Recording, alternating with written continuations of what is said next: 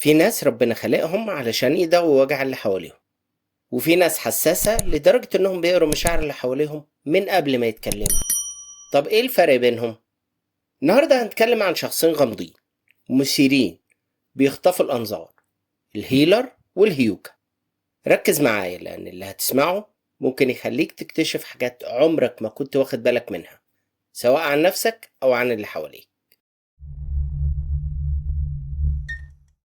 أعزائي المشاهدين مصريين وعرب في كل مكان، أهلا بيكم في قناة هيوكا. معاكم باسم، والنهاردة هنتكلم عن شخصين قريبين جدا من بعض وهما الهيلر والهيوكا. النهاردة هنعرف ايه الفرق بينهم وايه الصفات المشتركة. نحب بعض ونساعد بعض في كل مكان. وأول حاجة هنبدأ بيها هي معنى الهيلر. الهيلر هو الشخص اللي وجوده في حياة أي حد يشبه البلسم.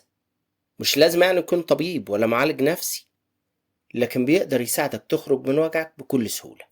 الهيلر بيحس باللي حواليه، عنده قدرة على الاستماع عالية جدا، يعرف يحتوي، بيعرف يطبطب على قلبك من جوه، بيعرف يطبطب على جراحك اللي جوه من غير ما يتكلم. كتير منهم بيتجهوا لمجالات زي الكوتشنج والعلاج بالطاقة، لكن مش شرط يكون دي مهنته. كمان أحيانا مجرد حضوره ووجوده معاك كفاية، دي لوحدها بتعالج. والسر هنا في شخصيته، عنده تعاطف عالي جدا، كمان عنده إحساس داخلي بالمسؤولية ناحية الناس اللي تعبانة نفسيا، يعني كده بيلاقي نفسه لما بيساعد حد.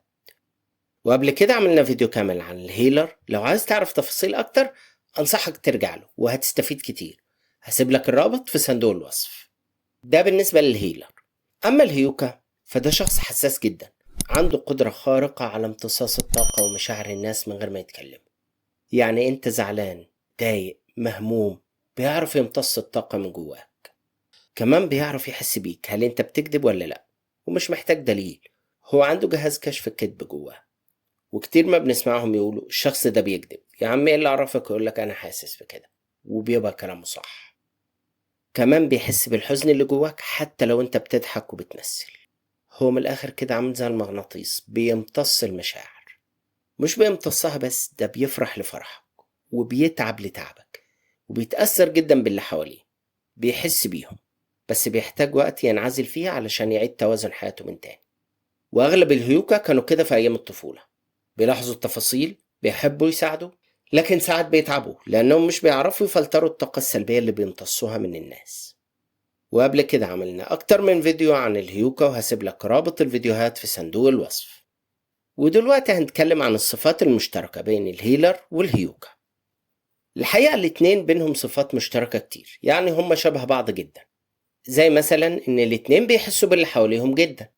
كمان الاتنين بيحبوا يساعدوا الناس جدا، بس كل واحد له طريقة. وبرضه الاتنين بيتعبوا لو تعرضوا لطاقة سلبية كتير او دخلوا ناس مؤذيين في حياته.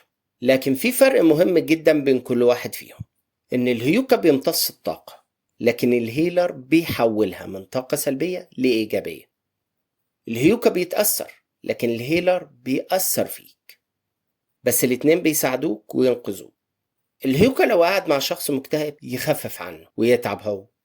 الهيلر ممكن يدي الشخص ده أمل بس من غير ما يتعب. الهيوكا حساس، الهيلر حنون، لكن بيعرف يعمل توازن بين عقله ومشاعره. كمان الهيوكا بياخد الألم اللي جواك، لكن الهيلر بيتعامل مع الألم اللي جواه، بيتعامل معاه بعقله وروحه لحد ما يخرجك من الحالة دي. كمان الهيوكا أحيانا بينسى نفسه في دوامة مشاعر الناس، لكن الهيلر عنده حدود شوية أكتر من الهيوكا، عارف إمتى يساعد وإمتى ينسحب. بس للأسف الحلو ما بيكملش، كل واحد فيهم جواه عيب كبير. يعني الهيوكا لو ما عملش فلترة للمشاعر اللي بيمتصها من الناس ممكن ينهار نفسيا. أما الهيلر لو دخل في دور المنقذ ممكن ينسى نفسه ويفقد هويته خالص. ده بالنسبة للصفات المشتركة بينهم والعيوب اللي فيهم. وقبل كده كان حد سألني سؤال مهم جدا، وهو هل ممكن الاتنين يتجمعوا في شخص واحد؟ والإجابة طبعا ممكن جدا، وده بيحصل أكتر مما تتخيل. يعني في ناس بيكونوا هيوكا في الأساس، بس من خلال تجاربهم اتعلموا يعالجوا فبقوا هيلر. والعكس برضو، الهيلر بيحب يساعد الناس لدرجة انه بقى حساس جدا لطاقة الناس اللي حواليه لحد ما بقى هيوكا. لكن خلي بالك، الشخص اللي فيه الاتنين ده بيكون عبقري روحيا ونفسيا. لأن الشخص ده عشان يكون هيلر وهيوكا في نفس الوقت محتاج لوعي قوي جدا علشان ما يتحولش ضحية لطاقته اللي جواه. يعني بيحتاج يعرف امتى يساعد وامتى ينسحب من المساعدة، يعرف انه مش دايما يقدر يشيل وجع الناس ومش دايما يعرف يحل مشاكلهم، لكنه بيفضل برضه طاقة نور لكل اللي حواليه في وسط الضلمة.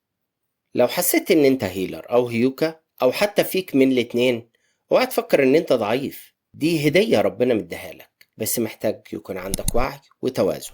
شارك الفيديو مع اي حد تحس ان هو زي كده ومش لاقي تفسير لنفسه، وسيب لي رأيك في الكومنتات وقول لي انت شايف نفسك ايه. وبكده نكون وصلنا لنهاية الفيديو، واشوفكم في فيديو جديد. سلام.